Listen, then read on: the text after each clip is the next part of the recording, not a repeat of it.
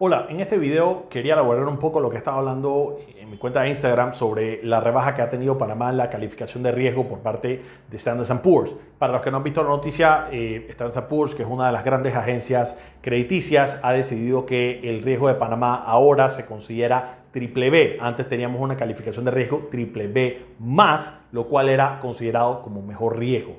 Ahora nos han hecho un pequeño downgrade, entre otras cosas, por todo el tema que ha tenido macroeconómicamente Panamá a consecuencia del COVID. La pregunta es, ¿qué significa esta calificación de riesgo? ¿Cómo se califican los riesgos de los países? En este caso, cuando estamos hablando de calificación de riesgo, estamos hablando específicamente de los bonos soberanos de Panamá, pero también obviamente se utiliza esta métrica, y de eso quiero elaborar un poco, se utiliza para definir el riesgo de todo el país para las inversiones y entonces ver cómo eso va a tener diferentes consecuencias, no solamente para el Estado, sino para las empresas locales a la hora de invertir y también para las empresas que quieran venir a invertir en Panamá. Entonces, empecemos entonces por el punto básico, que qué es exactamente este riesgo que estamos tratando de medir a través de una calificación. Cuando uno está invirtiendo, realmente el retorno que uno recibe por invertir en algo es porque se expuso esa persona que está invirtiendo a cierto riesgo. Los riesgos pueden ser muchísimas cosas, pero digamos el principal riesgo al que está expuesto un inversionista es perder su dinero, al riesgo de no recibir el principal del cual él metió. El principal, entiéndase, el monto que él ha invertido, y encima no solamente no recibir ese capital, sino también no recibir el interés o ese retorno esperado que tenía sobre el riesgo. Si yo tengo mi dinero y ese dinero es, digamos, vamos a hablar en cifras redondas, digamos que yo tengo $1,000 y esos $1,000 los tengo en una cuenta de banco, yo tengo esos $1,000. Si yo quiero ganar más de eso, yo debería ver quién me está ofreciendo un mayor retorno por esos $1,000. Digamos que el banco me dice, oye, mira, si tú me das esos $1,000 acá, yo voy a prestar eso o yo lo voy a utilizar para diferentes cosas en el banco, y a cambio de que tú me des esos $1,000, yo te voy a dar 2%. Entonces tú dices, bueno, perfecto, si yo los tengo debajo de mi colchón, son $1,000 y no se van a convertir en nada, pero si yo los coloco en el banco, yo puedo tener un retorno de 2%. Al final, ¿cuál es el riesgo ahí? Bueno, hay un riesgo muy bajo de que el banco quiebre y entonces yo pierda mis fondos. Por al ser un riesgo muy bajo, eso se ve traducido en el retorno. Esa tasa de interés que te ofrece el banco va muy de la mano con, uno, la capacidad del banco de poder darte ese dinero, pero también el riesgo al que te estás exponiendo. Si yo, en cambio, le quiero prestar dinero a un amigo, ahí el riesgo es mucho más alto, porque entonces existe la probabilidad de que ese amigo no me repague. Entonces, ¿qué tasa de interés tengo que pedirle a esa persona? Y aquí es donde empiezan las distinciones y la correlación que existe entre el riesgo y el retorno. Al yo percibir más riesgo porque existe una mayor probabilidad de quiebra, de impago y de retraso, yo voy a exigir entonces una tasa de interés más alta, yo voy a exigir un retorno más alto sobre el monto que estoy prestando o sobre el monto que estoy invirtiendo, para yo sentirme cómodo con la exposición al riesgo que yo estoy teniendo. Entonces, por eso es que muchas veces cuando uno va a pedir un préstamo, muchas veces, y es muy fácil traducirlo desde algo sencillo como una persona a un país. La verdad es que, claro, estamos hablando de muchísimos más ceros y estamos hablando de muchísimos más variables, pero la mística y el principio siguen siendo las mismas.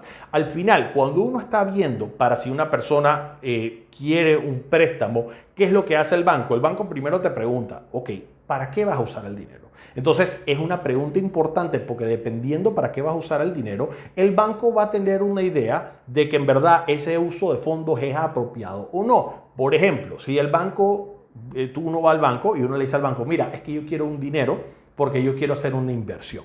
Entonces el banco va a empezar a evaluar cuáles son las probabilidades de que esa inversión sea exitosa.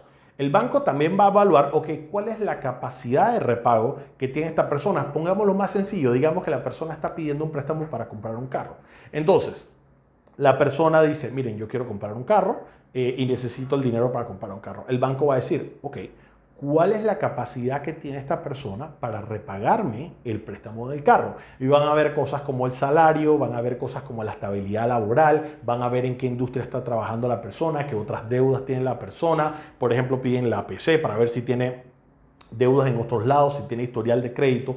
Todas estas cosas que está analizando el banco sobre la persona que está pidiendo para un negocio o que está pidiendo un préstamo para un carro, al final es la manera en la que van a tratar de medir y cuantificar el riesgo de esa persona. Y específicamente, porque hay más de un riesgo, pero el riesgo que está tratando de determinar el banco es cuál es la capacidad que tiene esa persona de repagar el préstamo. Eso es al final el principal riesgo, lo que le llaman en inglés el riesgo de default o el riesgo de impago. Mientras más alta la probabilidad de impago, pueden pasar una de dos cosas. El banco puede simplemente decidir no prestar o hacer algún mix entre aumentar la tasa y decidir prestar menos. Entonces, el banco puede decir, bueno, es que veo que esto es mucho riesgo para ti, entonces he decidido no prestarte la plata para el carro, o he decidido en vez de prestarte para el 90% del carro, he decidido prestarte 50% del valor del carro y tú tienes que poner el resto. Así yo minimizo la exposición que tengo a riesgo hacia ti. O digamos, yo te voy a prestar el dinero, pero te voy a cobrar una tasa alta para ver de qué manera yo voy compensando con los intereses el riesgo que tengo al estar contigo. Ahora olvidémonos de que estamos hablando de una persona que está comprando un carro. Ahora vengamos que sea un país y que ese país está diciendo, yo necesito dinero para, pueden ser mil cosas, puede ser para hacer un proyecto de infraestructura, para pagar las cuentas operativas que tiene el Estado, para pagar todas las cosas que van de la mano con el engranaje gubernamental. Entonces las personas empiezan a analizar cuál es la capacidad de este gobierno de pagar o la capacidad de, al final puede ser un gobierno de la persona, pero es la misma mística, es la misma filosofía.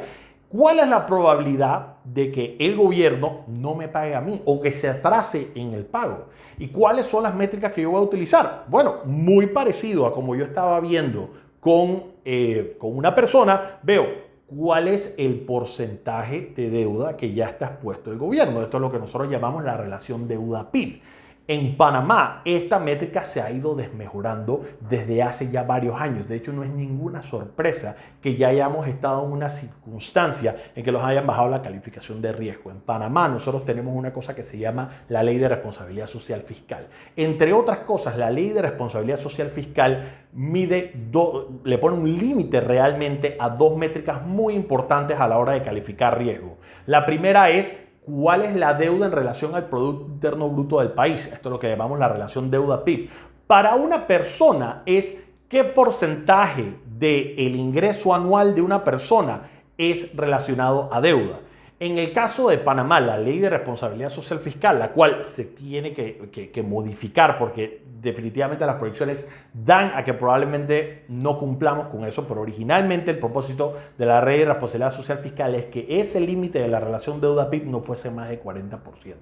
Es decir, si Panamá tuviese, digamos, un PIB de 100 billones de dólares, lo máximo de deuda que debería tener el país acumulado sería 40 billones de dólares. Entonces, o 1.000 millones de dólares, por decirlo en español. Entonces, esa es, digamos, la primera restricción que nos establece la Ley de Responsabilidad Social Fiscal. ¿Por qué 40? ¿Por qué no 60? ¿Cuál es un número correcto? ¿Cuál es un número incorrecto? Esto es bastante relativo, porque, por ejemplo, en la Unión Europea, la relación deuda-PIB que le pedían a los países de la Unión Europea era 60%. Muchos países hicieron, obviamente, algún tipo de manipulación contable para que no se viese que no estaban cumpliendo con esa relación de 60% deuda-PIB. Por ejemplo, fue el caso de Grecia, fue el caso de España, fue el caso de Portugal, fue el caso de Italia, en el que básicamente no cumplieron con eso. Pero en la Unión Europea la regla de endeudamiento era que no pasaras más del 60%. Hay países que tienen una razón de endeudamiento bastante baja porque ya han tenido historia en donde han tenido problemas de default, han tenido problemas en donde no han podido repagar a los acreedores y esto obviamente ha tenido unas consecuencias macroeconómicas bastante complicadas y han decidido entonces no tener una relación deuda-PIB tan alta. Y tenemos casos como Estados Unidos ahorita mismo, que es considerado AAA, que es considerado el mejor grado de inversión que existe y tiene una relación de deuda-PIB arriba del 120%.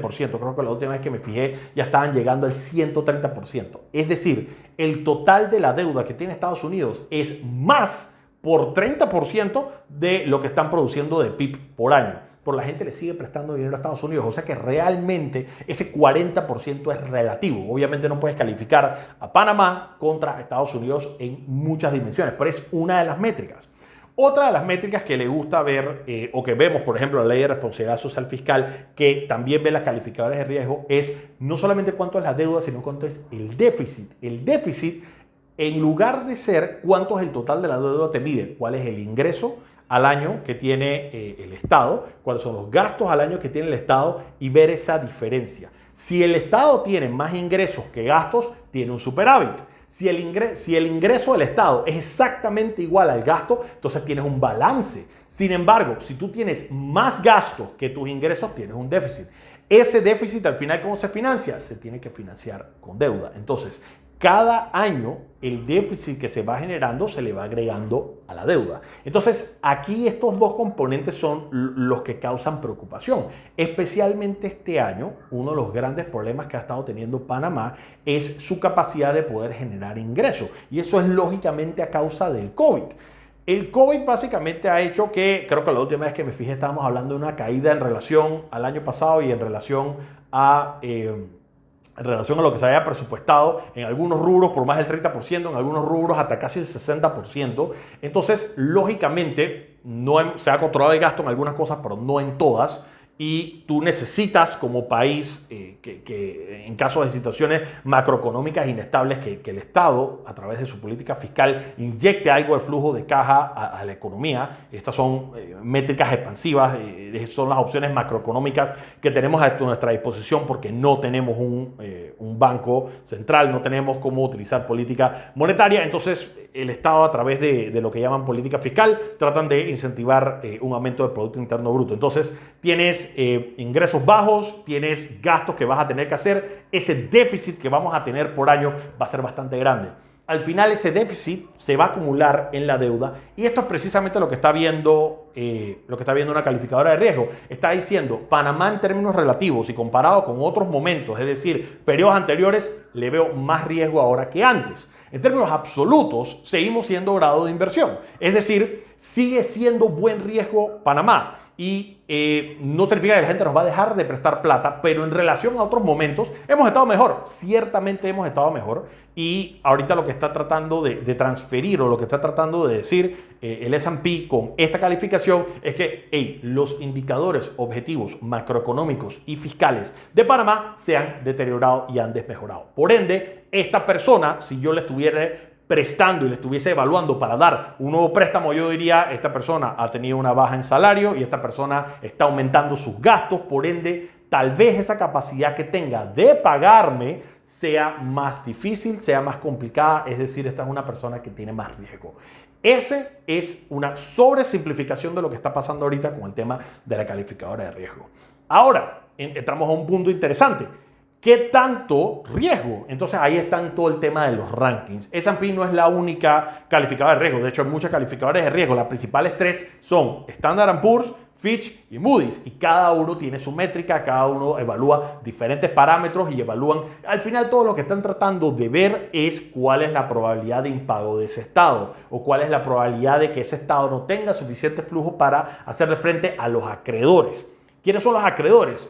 Pueden ser instituciones bancarias que compran los bonos, pueden ser multilaterales, pueden ser estas organizaciones que compran bonos del Estado, o puede ser una persona como usted, como yo, que simplemente compra bonos, letras del Tesoro. Al final, esa calificación de riesgo lo que te pone es en perspectiva cuáles son esas probabilidades de impago. Y estoy realmente sobresimplificando, pero estoy tratando de ver de qué manera aterrizo en este tema. Las calificaciones pueden ir, y esto va a depender de la calificadora, pero en el caso de Standard & Poor's, nosotros tenemos la calificación más alta que es AAA. Cuando uno ya está a nivel de AAA, si es una empresa o si es un país, estamos hablando de que las probabilidades de impago son prácticamente inexistentes. Estamos hablando de probabilidades de impago muy cercanas a cero. Normalmente los países que tienen este tipo de calificaciones son economías muy, muy maduras, muy, muy estables.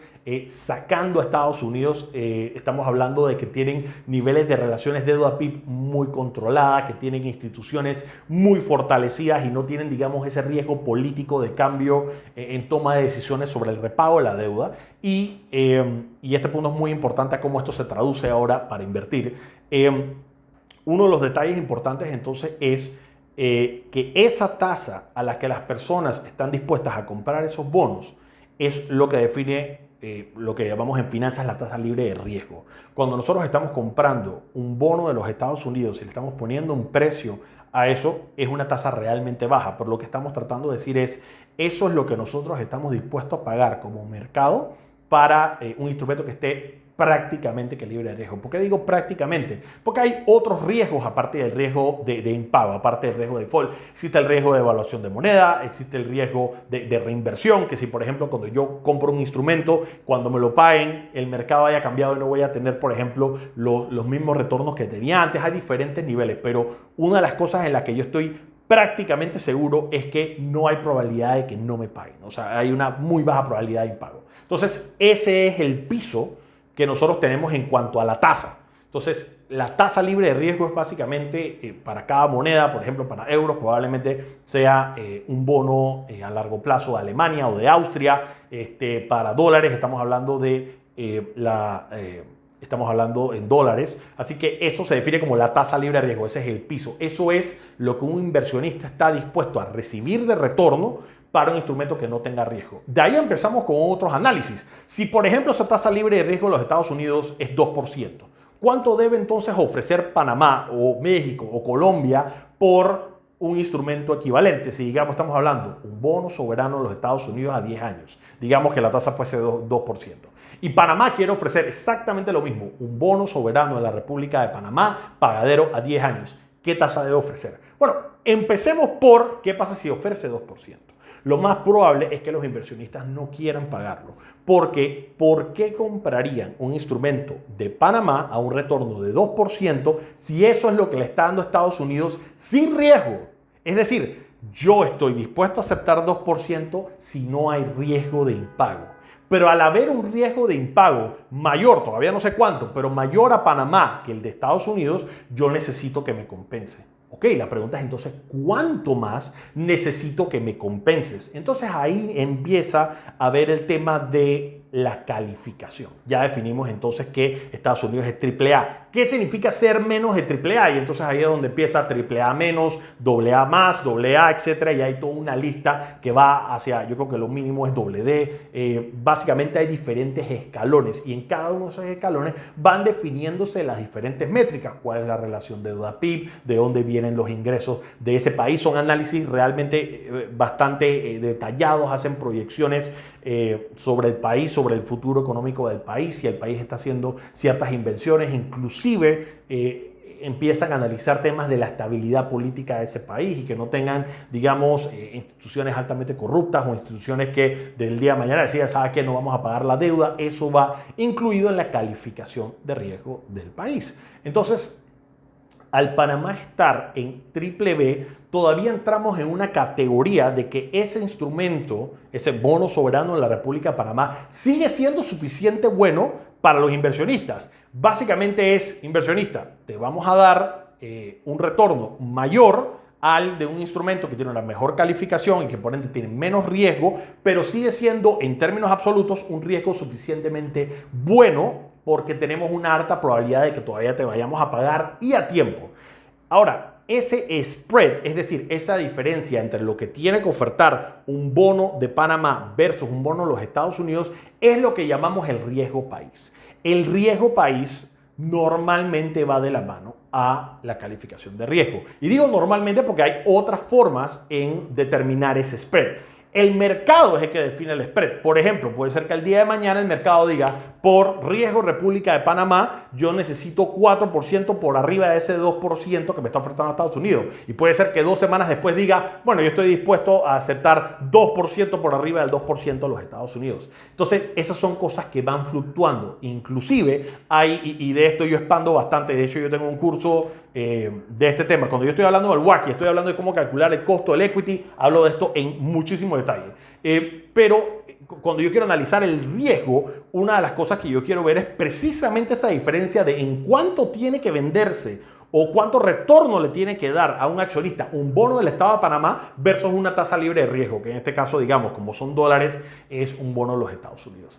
¿Y por qué estoy diciendo que esto le afecta a todo el mundo? Uno, ya lo estamos viendo directamente, mientras empeore el riesgo, mientras empeore la percepción al riesgo porque la calificación ha bajado, lo más probable es que un accionista exija un retorno más alto para comprar deuda de Panamá. Es decir, que nosotros deberíamos estar esperando que puede que si se emita nueva deuda, esa deuda vaya a ser más costosa que antes. No necesariamente, pero podría ser. ¿Cómo afecta esto también a la atracción de inversión extranjera directa al país?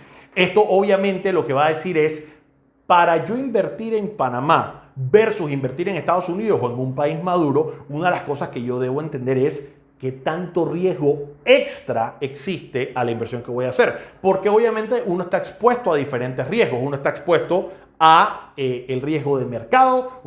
Normalmente te hablan en finanzas de dos riesgos, lo que es el riesgo sistemático y el riesgo no sistemático. Hay riesgos que son de la industria y hay riesgos que son de todo el mercado en general. Y uno puede tratar de ver de qué manera le agrega al retorno esperado, y de hecho por eso estaba diciendo en mi canal, en mi página, perdón, de Instagram, que esto le afecta a todos los inversionistas, incluyendo empresas domésticas. Ese retorno esperado que nosotros debemos tener sobre nuestras inversiones tiene que ir de la mano al riesgo que nosotros estamos asumiendo.